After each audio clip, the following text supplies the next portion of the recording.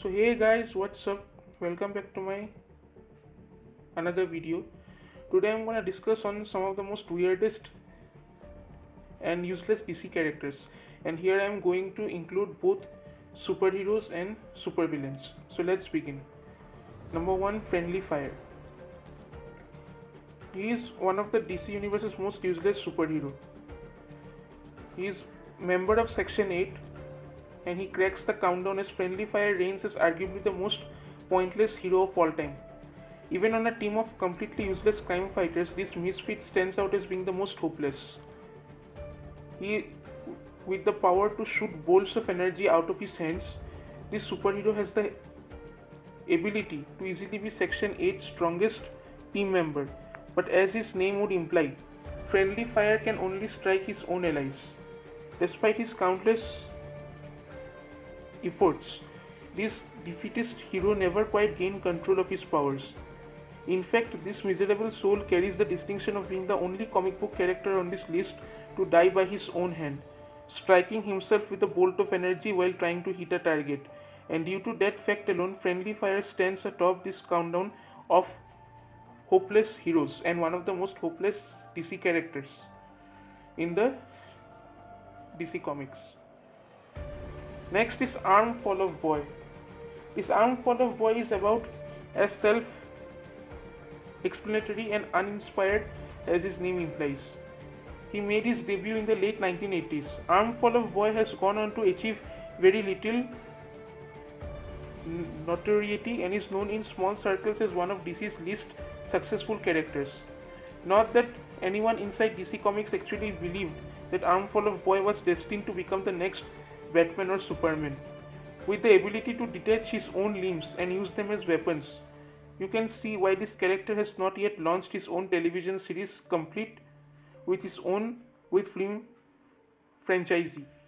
Still, even in the realm of cut comic heroes, Arm Fall of Boy has really yet to catch on.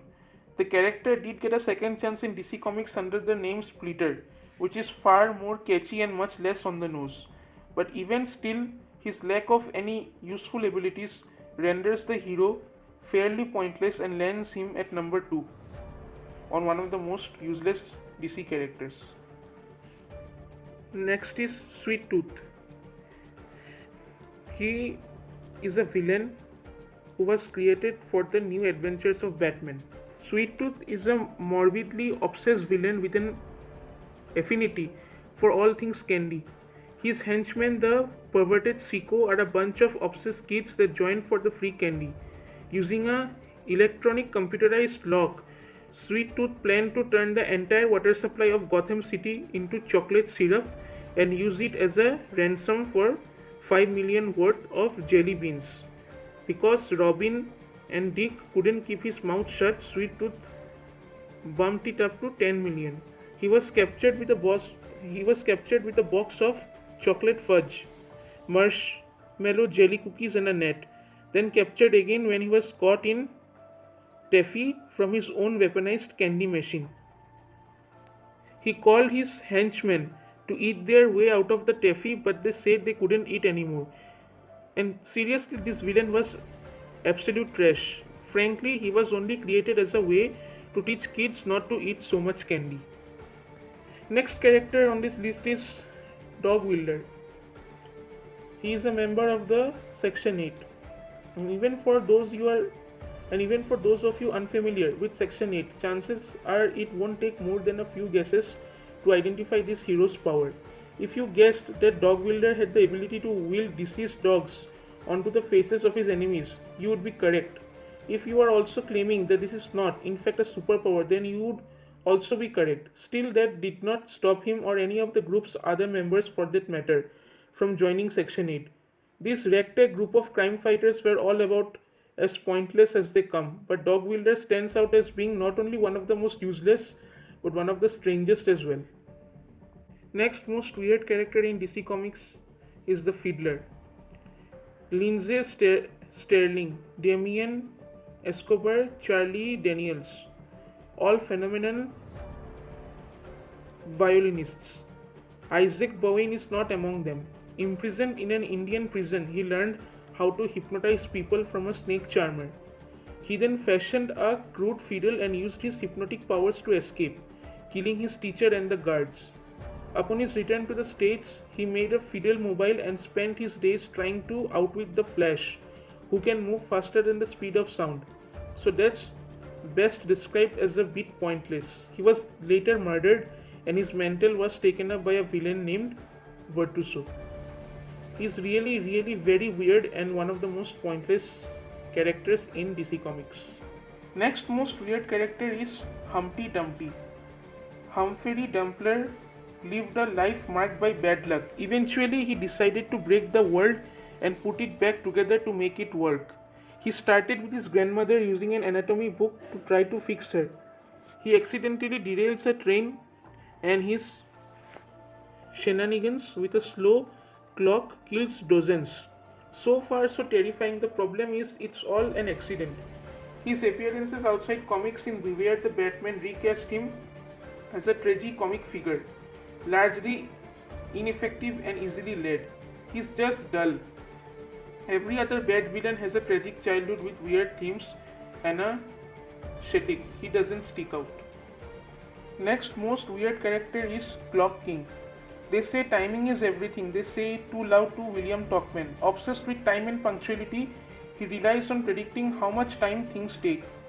He utilizes his ability to predict when punches will be thrown, how long it takes to draw a weapon, and the schedule of public transport. This has backfired at least once, when a late bus caused him and his team to miss a fight in Metropolis. He was a guest on the old Adam West Batman show where he attempted to steal antique clocks and watches, and in the animated series where he stole time travel technology after his first attempts at supervillainy failed because being anal about time keeping is not a superpower. So he is also one of the most useless and really pointless character ever in DC Comics. Next is Matter Eater Lad. Aside from having one of DC Comics' least catchy superhero names, Matter Eater Lad is simply one of the publisher's weirdest characters. Hailing from the planet Bismol Tenzil Camp, Matter Eater Lad's alter ego explains that food on his home world had become inedible, forcing his race of Bismolians to evolve. This evolution resulted in Camp's people being able to consume matter in all of its countless forms. In all honesty, Matter Eater Lad could potentially come in handy on various missions, and certainly does serve a purpose in DC's Legion of Superheroes, but to no one's surprise, this character is found nearly in every issue with a wire fence, giant rock, steel wall, or some other form of gut-wrenching food items in his mouth. Tenzil Camp sure tackles tough jobs that no one else seems to want, but even still the character is far from useful in a fight against the likes of Darkseid, Brainiac, or any of the other countless DC baddies. So this is also one of the most useless and pointless DC character ever created in the DC Comics. Next most weirdest and useless superhero character in DC Comics is Six Pack. We all have that one friend or family member that tends to have a bit too much to drink at social gatherings like Saturday Night Live's Drunk Uncle sketch. But imagine if that friend or relative was the leader of a superhero team. Chances are they would still be more useful in a fight against crime than Six Pack and the rest of Section 8. Section 8 is of course a reference to the US Armed Forces designation which, based on military assessment, sanctions soldiers mentally unfit for duty. For those of unfamiliar with this superhero squad by the same name, trust us when we say that the designation certainly applied in regard to Six Pack and his band of misfit super pals. If Six Pack had a superpower, it was his ability to consume copious amounts of alcohol and remain somewhat functional. In the mind of his character, he believes that he is one of Earth's mightiest superheroes. But he later comes to realize that these were all just drunken dreams when actually confronted by villainous foes. Six Pack fights off his various enemies with the necks of broken beer bottles. Good in a bar fight maybe. Serviceable as a superhero, absolutely not. This character basically always likes to drink, and he believes that he is one of the Earth's mightiest superheroes in DC Comics. And this is basically his all after effects of his overdose of alcohol drinking. So this is also one of the most weirdest character in DC Comics ever created. I have nothing else to say. Next most weird character is Dollman.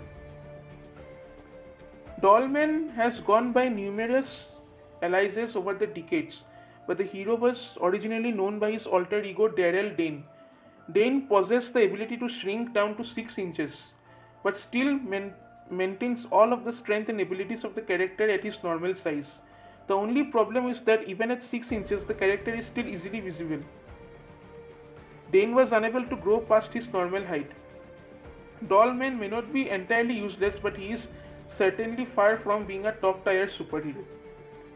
Next, one of the most weirdest and also one of the most weirdest characters and supervillains, and also one of the most controversial characters ever in DC Comics, is Egg Fu.